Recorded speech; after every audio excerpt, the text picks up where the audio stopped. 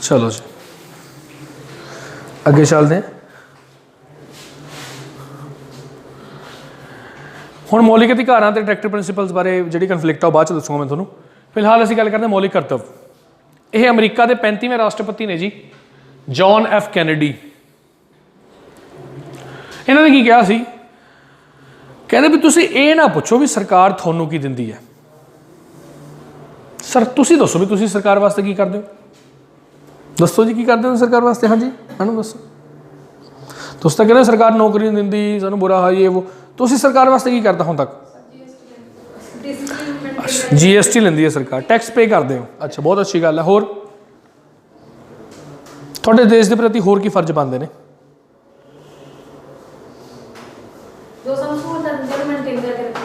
Maintain करके रखना। अच्छा होर आपसी भाईचारा बना के रखना, देश के जोड़े चिन्ह ने उन्होंने रिस्पैक्ट करना, बाकी भाईचारा बना के रखना, औरतों की रिस्पैक्ट करना। जो देश नूं साडे नूं लोड़ पै जाए साडे बलिदान की तो दे देना। तकनीकी सोच बना के रखना, वहमां भरमां चों ना पैना। जिहड़ी पब्लिक प्रॉपर्टी है उहदा ध्यान रखना, उन्होंने नुकसान होने तो बचाना। वातावरण को साफ रखना, आप आते जाते वो ना सिट्टीए, कोई जाते गड्डी च जाते जाते ना सिट्टीए, है ना। बच्चों को पढ़ाना, ये साडियां सारियां जिम्मेवारियां बनदियां ने ना। ओरिजिनली साडे संविधान च किसी भी कर्तव्य की गल नहीं की गई सी, नहीं की गई सी। 1975 के जो इंदिरा गांधी ने एमरजेंसी लाई, इंटरनल एमरजेंसी, उदों फिर इंदिरा गांधी ने कहा भी साडे देश बहुत लोड़ है, लोगों को अपने कर्तव्य पता होने चाहिए ने। लोग अपने कर्तव्यों को भुल गए, लोग अधिकार लै के ज़्यादा बिगड़ गए, है ना जी। इस करके उन्हें फिर इंदिरा गांधी ने 42वें संशोधन के नाल 10 ड्यूटियां पाइयां सी, तुहानूं पता होवे जे, है ना।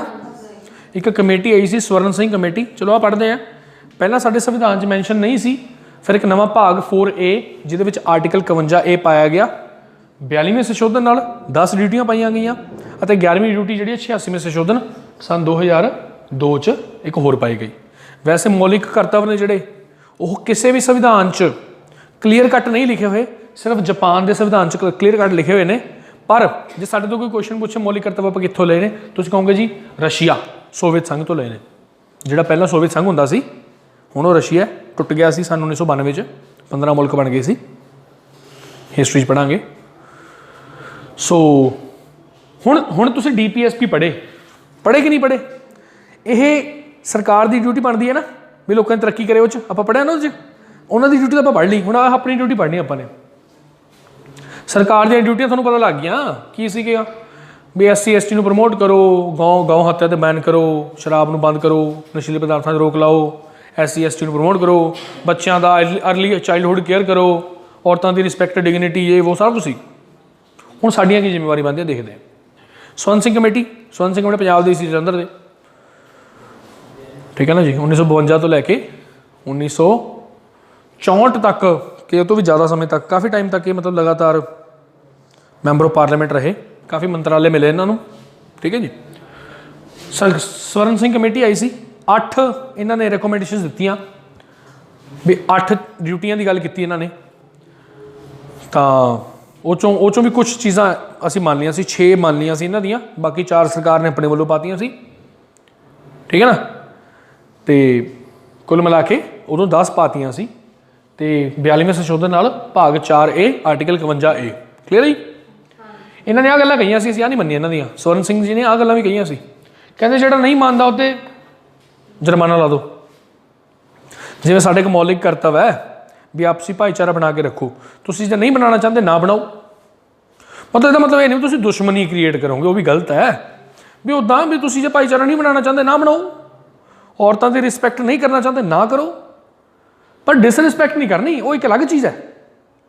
वैसे हर एक इंसान की एक जिम्मेवारी बनती है ना भी औरतों की रिस्पैक्ट करे, जो भी कोई उन्होंने औरत मिले रिस्पैक्ट करे, उन्होंने अच्छे तरीके नाल बुलावे। पर जो नहीं भी बुलाता ताकि उन्होंने जेल थोड़ी हो जूगी, ठीक नहीं। पर यह कहते भी करो, लागू करो ये चीज़ भी, और पेनल्टी लगनी चाहिए है। जे राष्ट्रीय मतलब राष्ट्रीय गान चल रहा है जन गण मन अधिनायक जाया है, जो कोई बंदा उन्होंने देख के नहीं रुकता उन्हें जुर्माना ला दो। पर फिलहाल यह कोई गल है नहीं, ठीक है कि नहीं। अच्छा डिसरिस्पैक्ट नहीं कर सकते, वो वास्ते वक्रे कानून ने, वो अलग चीज़ है। पर लोगों के अंदरों कुछ सेंस ऑफ रिस्पोंसिबिलिटी भी तो आनी चाहिए है ना।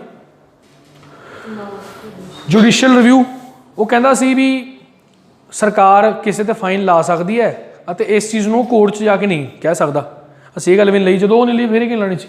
ਉਹ ਕਹਿੰਦਾ ਵੀ टैक्स पे करने की ड्यूटी बनाओ। ਸਵਰਨ ਸਿੰਘ जी ਕਹਿੰਦੇ भी टैक्स पे करना भी एक ड्यूटी होनी चाहिए है, पर ਅਸੀਂ ਲਈ नहीं है जी, कोई ड्यूटी है नहीं साड़ी हुण। ठीक है जी।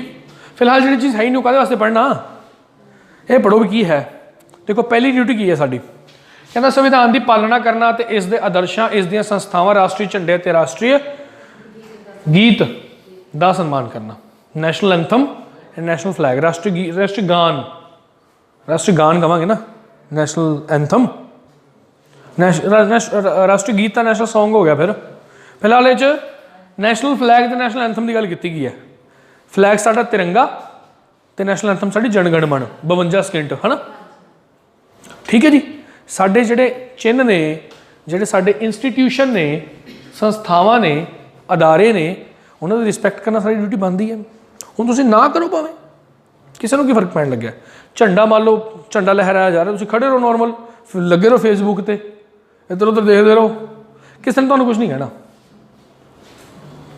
पर साडी ड्यूटी बनती है। ठीक है। स्वर्ण सिंह तो कहता सी भी जे कोई नहीं करता लाओ 2 नूं धर के तो फाइन ले लो तो, पर इस क्या नहीं यार इदा नहीं है, एकदम धक्का ना करो लोगों नाल, फिर तो लोग नैगेटिव सेंस लै जाणगे इहनूं, है ना। 2 की कहता जी, उन्होंने सारे आदर्शों का आदर और पालना करनी जिन्होंने शुभ आदर्शों ने सुतंत्रता लई किते साडे राष्ट्रीय संघर्ष को उत्साहित किया सी। बई वो लोग जिन्होंने साडे देश के सुतंत्रता संग्राम के लिए अपनी जाना दित्तियां, कुर्बानियां कीतियां, लड़े, महात्मा गांधी, भगत सिंह, जवाहर लाल नेहरू, BR अंबेडकर, तो उन्होंने लोगों की रिस्पैक्ट करना सारी ड्यूटी बनती है कि नहीं बनती? नहीं करते लोग रिस्पैक्ट, फिर भी बोली जाएंगे जी, अनाम शनाम बोली जाएंगे महात्मा गांधी बारे, पता ही नहीं होंदा। ठीक है ना। एक बहुत वड्डियां मिसकनसैप्शनस ने उन्होंने लोगों के मनां दे विच, जिन्होंने पता ही नहीं है, पढ़िया ही नहीं इतिहास कदे, तो वो गलत बोलते हैं जी। अक्सर महात्मा गांधी ते भगत सिंह नूं लैके कंपैरिजन किया जाता है। कंपैरिजन का कोई मतलब ही नहीं है जी, तुसीं 2 इंसानों के कंपैरिजन कितना कर सकते हो? ठीक है ना जी। उन्होंने अपनी सोच सी, उन्होंने अपनी सोच के हिसाब नाल काम किया, उन्होंने अपनी सोच, उन्होंने अपनी सोच के हिसाब नाल काम किया। पर सानूं इह गल दा तां पता है भी 1942 दे विच महात्मा गांधी ने क्विट इंडिया मूवमेंट चलाई सी, भारत छोड़ो अंदोलन। देखो जिन्नी पावर अहिंसा दे विच है, उन्हें हिंसा दे विच नहीं हैगी। 2-4 अफसर, 2-4 बंदे मार के आज़ादी नहीं मिली सी सानू, ना सानू मिलनी सी, नहीं मिली सी, ना सानू मिलनी सी। वो जिहड़े लोगों ने वायलेंस किया, वो लोग खत्म हो गए उदों ही। ठीक है ना। अच्छा, बाकी अपै नहीं करे भी उन्होंने गलत किया या सही किया, वी डोंट नो। तुसीं अपने हिसाब नाल देखो, अपने थिंकिंग सी। एक पढ़िया लिखा इंसान सी महात्मा गांधी। महात्मा उ ही नहीं कह देंगे किसी को। हुण तक किन्ने लोगों को महात्मा कह देने आप। मैं किसी का नाम नहीं लेना चाहता, पर मैं किसी होर के नाम के महात्मा क्यों नहीं लाता? मैं जवाहर लाल नेहरू के अगे महात्मा क्यों नहीं लाता? किसी के भी नाम देके महात्मा लग जाता। महात्मा बुद्ध होए ने, महात्मा एक होर बंदा होया फ्रीडम स्ट्रगल के दौरान, एक महात्मा गांधी, एक महात्मा ज्योतिबा फुले, जिन्होंने पछड़े वर्ग के लोगों वास्ते बहुत काम किया। ठीक है ना। सो जिन्ना आपां कहीए उन्ना घट है, आप नहीं कह सकते। बहुत ज़्यादा क्वालीफाइड इंसान सी। अगले ने उदों इंग्लैंड तो पढ़ाई करी हुई सी, बैरिस्टर की डिग्री की हुई सी। साउथ अफ्रीका के भारतीयों को हक दवा के आया। जे किते वो उत्थे किसी अफसर को मार दिंदा गोली, उत्थे सड़ के उत्थे मर जाता। किने सोचना सी? महात्मा मोहनदास करमचंद गांधी ने किने सुनना सी? जो उत्थे वायलेंस अपना लैंदा, किसी ने सुननी सी? पॉसिबल नहीं है। सो समय के हिसाब नाल हर चीज़ का हैगा इलाज। उन्होंने अपने हिसाब सारे रिस्पैक्ट करनी चाहिए। सानू साडी ड्यूटी ये कहती है। आर्टिकल 3 की कहता, भारत की प्रभुसत्ता, एकता ते अखंडता का समर्थन तो रखिया, unity and integrity of the nation, sovereignty, है ना, भी साडा देश हमेशा आज़ाद रहे, इकट्ठा रहे, इसकी रक्षा करनी है, अखंडता। 4 की कहता जी, देश की रक्षा की लोड़ पैण ते राष्ट्रीय सेवा करनी। किसी भी तरीके नाल जे तुहानूं लोड़ पैंदी है, सानूं लोड़ पैंदी है, मतलब साडे देश नूं लोड़ पैंदी है, तो असीं जाइए हेल्प करिए अपने देश की किसी भी तरीके नाल जिवें आपां कर सकते। ਆਰਟੀਕਲ ਆ ਜਿਹੜਾ ਪੰਜਵਾਂ ਕਰਤੱਵ ਹੈ ਜੋ ਕੀ ਕਹਿੰਦਾ, ਧਾਰਮਿਕ, ਭਾਸ਼ਾਈ, ਖੇਤਰੀ ਤੇ ਵਰਗੀ ਵਿਭਿੰਨਤਾਵਾਂ ਦੇ ਉੱਪਰ ਉੱਠ ਕੇ ਭਾਰਤ ਦੇ ਸਾਰੇ ਲੋਕਾਂ ਵਿੱਚ ਸੁਮੇਲਤਾ ਦੇ ਸਾਂਝੇ ਤੇ ਇਸਤਰੀਆਂ ਦੇ ਗੌਰਵ ਦੀ ਨਿਰਾਦਰੀ ਕਰਨ ਵਾਲਿਆਂ ਪ੍ਰਥਾਵਾਂ ਨੂੰ ਤਿਆਗਣਾ। ਵੀ ਸਾਨੂੰ ਇਹੋ ਜਿਹੀਆਂ ਪ੍ਰਥਾਵਾਂ ਨੂੰ ਤਿਆਗ ਦੇਣਾ ਚਾਹੀਦਾ ਹੈ ਜਿਹੜਾ ਔਰਤਾਂ ਦੇ ਲਈ ਡਿਸਰਿਸਪੈਕਟਫੁਲ ਨੇ। ਸਾਨੂੰ ਆਪਸ 'ਚ ਭਾਈਚਾਰਾ ਬਣਾ ਕੇ ਰੱਖਣਾ ਚਾਹੀਦਾ ਹੈ, ਠੀਕ ਹੈ ਨਾ। ਮਤਲਬ ਮੇਨ ਗੱਲਾਂ ਇਹੀ ਨੇ।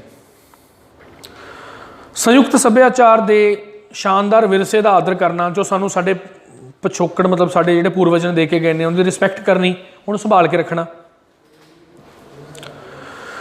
ਜੰਗਲ, ਝੀਲਾਂ, ਦਰਿਆਵਾਂ, ਜੰਗਲੀ ਜੀਵਨ ਸਮੇਤ ਕੁਦਰਤੀ ਵਾਤਾਵਰਣ ਦੀ ਰੱਖਿਆ ਤੇ ਸੁਧਾਰ ਕਰਨਾ। ਜੀਵ ਜੰਤੂਆਂ ਉੱਤੇ ਦਇਆ ਕਰਨੀ।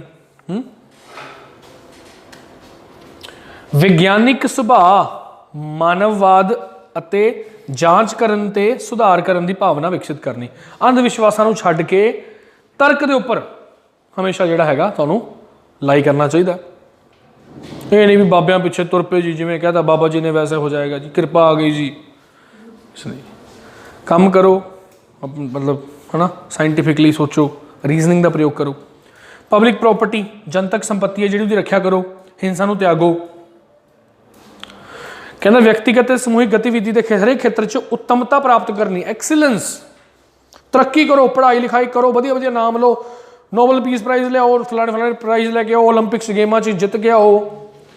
ਜੇ ਸਿੰਗਿੰਗ 'ਚ ਤਾਂ ਹੈਗੇ ਹੋ ਤਾਂ ਫਿਰ ਸਿੰਗਿੰਗ ਕੰਪੀਟੀਸ਼ਨ ਜਿੱਤੋ, ਔਸਕਰ ਲੈ ਕੇ ਆਓ, ਫਿਲਮ ਬਣਾਓ, ਮਤਲਬ ਵਧੀਆ ਤਰੱਕੀ ਕਰੋ ਤਾਂ ਕਿ ਦੇਸ਼ ਦਾ ਨਾਮ ਉੱਚਾ ਹੋਵੇ।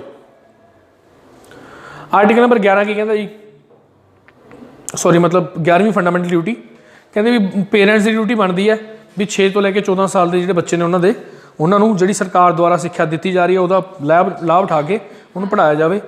ਸੋ ਇਹ ਹੈਗੇ ਸੀ, ਇਹ ਤਾਂ 11ਵੀਂ ਜਿਹੜੀ ਡਿਊਟੀ ਸੀ ਉਹ 86ਵੇਂ ਸੈਸ਼ਨ 2002 ਦੁਆਰਾ ਪਾਈ ਗਈ। ਹੁਣ ਤੁਹਾਨੂੰ ਪਤਾ ਹੋਣਾ ਚਾਹੀਦਾ ਜਿਹੜੀਆਂ ਸਾਡੇ ਮੌਲਿਕ ਕਰਤੱਵ ਨੇ ਇਹ ਵੀ ਨੋਨ ਜਸਟਿਸਏਬਲ ਨੇ, ਮੰਨਣੇ ਜ਼ਰੂਰੀ ਤਾਂ ਨਹੀਂ ਹੈਗੇ। ਜੇ ਕੋਈ ਨਹੀਂ ਮੰਨਦਾ ਕਿ ਤੁਸੀਂ ਕੋਰਟ 'ਚ ਜਾ ਸਕਦੇ ਹੋ, ਨਹੀਂ ਜਾ ਸਕਦੇ। ਮੋਰਲ ਤੇ ਸਿਵਿਕ ਡਿਊਟੀਆਂ ਨੇ ਜੀ, ਇਹ ਤਾਂ ਤੁਹਾਡੀ ਆਪਣੀ ਮਰਜ਼ੀ ਆ, ਤੁਹਾਡੀ ਮੋਰਲ ਉਹ ਹੈ, ਐਜੂਕੇਸ਼ਨ ਹੈ। ਸਿਰਫ ਨਾਗਰਿਕਾਂ ਦੇ ਉੱਪਰ ਲਾਗੂ ਹੁੰਦੀਆਂ ਨੇ ਇਹ, ਬਾਹਰਲੇ ਲੋਕਾਂ 'ਤੇ ਲਾਗੂ ਨਹੀਂ ਹੁੰਦੀਆਂ।